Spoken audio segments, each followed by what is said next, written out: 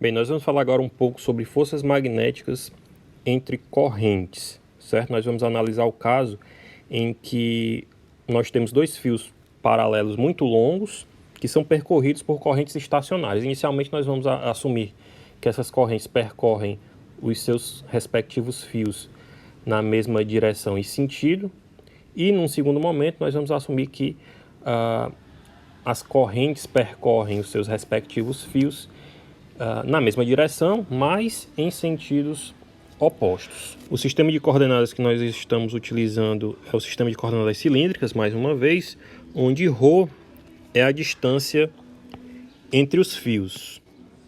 Bem, o que é que vai acontecer aqui nessa situação? Nós vimos anteriormente que correntes estacionárias geram campos magnéticos. E nós vimos também que o campo magnético ele vai interagir com cargas em movimento por meio da força magnética.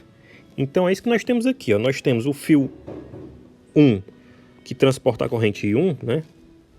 Gerando um campo magnético no seu entorno. A corrente I1 vai gerar um campo magnético no entorno do fio 1. E esse campo magnético gerado pela corrente estacionária I1 vai interagir com a corrente I2 através de uma força de natureza magnética. Bem, vamos considerar esse pequeno elemento aqui, esse pequeno pedacinho do fio, certo? Através dele eu tenho uma corrente estacionária I2 passando, né? Tem uma corrente I2 passando por esse pedacinho, por esse incremento do fio. Então nós podemos dizer que nesse trecho aqui nós temos um elemento de corrente I2 DL, que é o elemento, né, um pedacinho do fio. Nós vimos em aulas anteriores que a força atuando sobre esse elemento de corrente, né, um elementozinho de força que está atuando sobre esse elemento de corrente, ele vai ser igual ao produto vetorial do elemento de corrente, no caso I2 DL, pelo campo magnético no qual esse elemento de corrente está submetido, que no caso aqui seria o campo gerado pela corrente I1 que atravessa o primeiro fio. Então aqui seria o campo B1. Então quem é B1? B1 vai ser o campo devido à corrente estacionária I1 que está atuando no ponto, né, na região onde nós temos a corrente estacionária I2 sendo transportada, vamos dizer assim. Lembrando que DL, aqui na nossa expressão, DL está na direção Z. E B1 está na direção φ, certo? Direção em sentido de φ positivo, B1, direção em sentido de Z positivo, DL. Bem, o que seria B1? Nós vimos que a corrente gerada por um fio longo e retilíneo é dada por μ0 e, como nós estamos calculando B1, é μ0 e 1 dividido por 2π vezes a distância do fio que está gerando o campo até o ponto em que você quer calcular aquele campo. No caso, essa distância é a distância ρ12, ok? Então aqui vai ser ρ12 na direção de φ positivo. Então esse é o campo devido a I1 atuando no ponto por onde passa I2. Bem, no fio 2, né, vamos identificar, nós temos um elemento de percurso que eu vou chamar de DL2. E DL2, como o DL aqui que nós descrevemos, ele também vai estar na direção e sentido de Z positivo, aqui DL2, ok? Então já identificamos o campo B1, gerado pela corrente I1, e identificamos o elemento de caminho DL2, que é o trecho que está atravessado pela corrente que vai sofrer a influência do campo B1. Então agora nós podemos calcular a força, né, o elemento de força causado, né, gerado pelo campo B1, que eu vou chamar de F21, que é a força do fio 1 sobre o fio 2, né? Ou a força que o campo gerado pela corrente I1 exerce sobre o fio atravessado pela corrente estacionária I2. Então nós temos que, vou reescrever aqui, ó, F de 2,1, que é a força do fio 1 sobre o fio 2, vai ser igual a corrente estacionária I2 dL2, que é o elemento de corrente, vetorial B1. Isso aqui vai ficar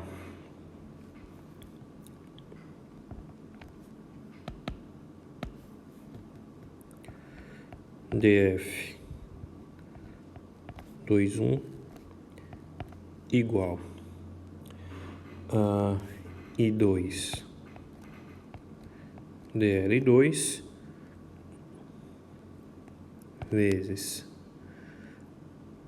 campo B1, né, que é μ0 I1 sobre 2π ρ 12. Então nós temos que isso aqui vai ser multiplicado por Z, pelo versor Z, vetorial, o versor φ. Se nós fizermos Z vetorial φ no nosso sistema de coordenadas cilíndricas, ó, Z vetorial φ. Aliás, desculpa, φ está aqui. Se eu fizer Z vetorial φ, eu vou encontrar uma direção e sentido que aponta na direção e sentido de ρ negativo, certo? O versor ρ negativo. Φ está sobre o plano, esse plano aqui, ó, e Z aponta na vertical para cima, a partir desse plano. Então, se eu fizer Z vetorial φ, eu vou encontrar um versor na direção de menos ρ. Então, isso aqui vai ficar... deixa eu só salientar aqui do lado. Z vetorial φ vai ser igual a menos ρ. Então, isso aqui vai ficar...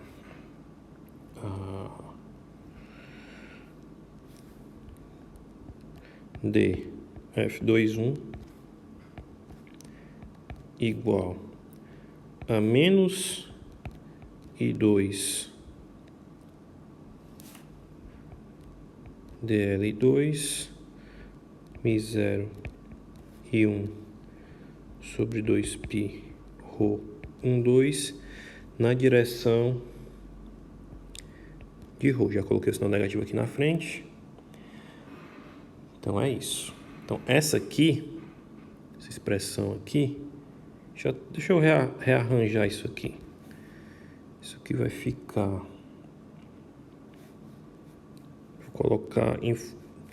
Vou colocar em termos de força por unidade de comprimento, certo? Então isso aqui vai ficar dF 2,1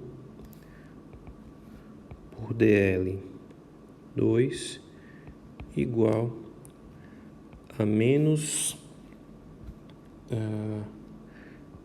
μ0 I1 I2 dividido por 2π ρ 12.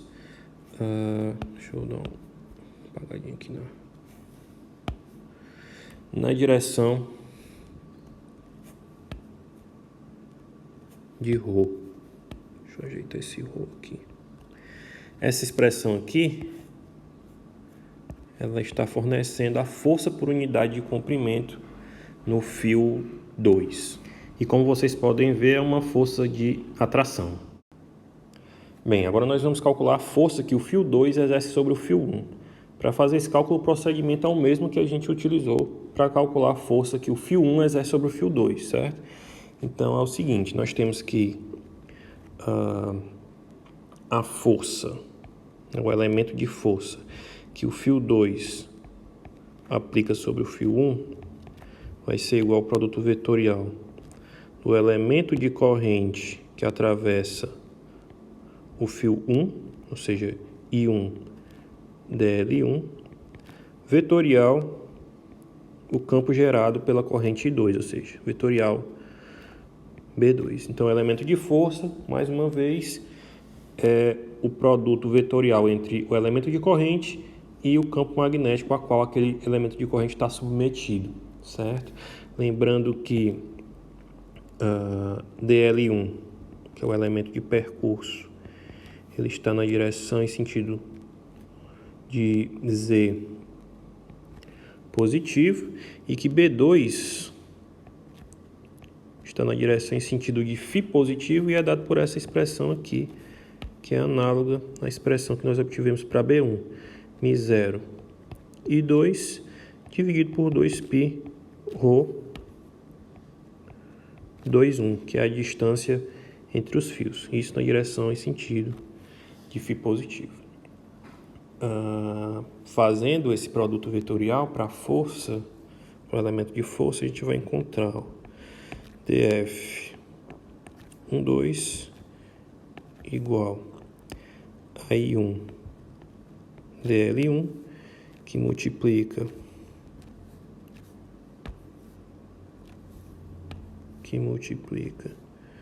μ0 e 2 sobre 2π ρ 2,1, que multiplica o produto vetorial entre os versores, né? Então, nós temos aqui, mais uma vez, Z vetorial φ. Só que vejam, φ é um versor que indica uma rotação em torno do fio I2, ok? No ponto em que está situado o fio I1, nós temos φ aqui, ó, na direção de B2 e dl apontando para cima.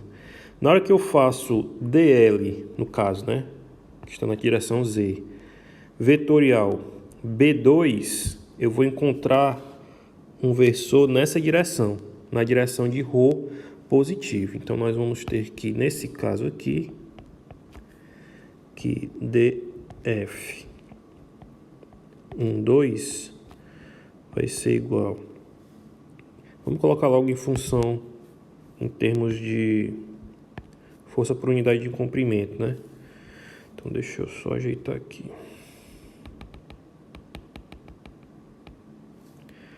Nós temos que df12 dividido por dl1 vai ser igual a μ0 I1 e 2 dividido por 2π ρ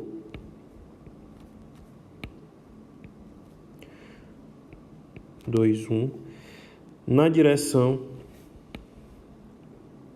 de ρ positivo, na direção em sentido de ρ positivo. Deixa eu só ajeitar aqui, ficou um pouco grande. Direção de ρ positivo. Bem, de acordo com os resultados que nós obtivemos,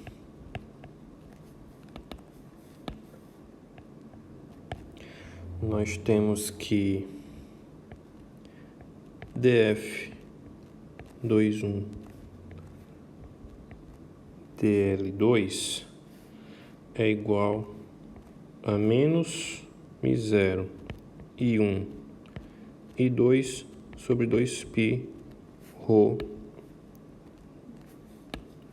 sobre 2π ρ 1,2. Isso aqui vai ser igual a menos a força por unidade de comprimento que o fio 2 exerce sobre o fio 1, que nós acabamos de encontrar, né? Isso aqui vai ser igual a menos df2 dl1. Ou seja, esse par de forças por unidade de comprimento que nós encontramos aqui, entre os fios, é um par de forças ação e reação. Quando as duas correntes estão na mesma direção e sentido, a força vai ser de atração, como nós observamos. Quando as correntes têm a mesma direção e os sentidos opostos, a força vai ser de repulsão. E eu deixo esse segundo caso para que vocês obtenham como exercício de fixação, certo? Então, correntes paralelas, a força de atração; correntes antiparalelas, mesma direção e sentidos opostos, a força vai ser de repulsão. E essas duas forças aqui, esse par de forças, vai ser um par de forças ação e reação. Módulo igual, sentidos opostos e aplicados em corpos diferentes.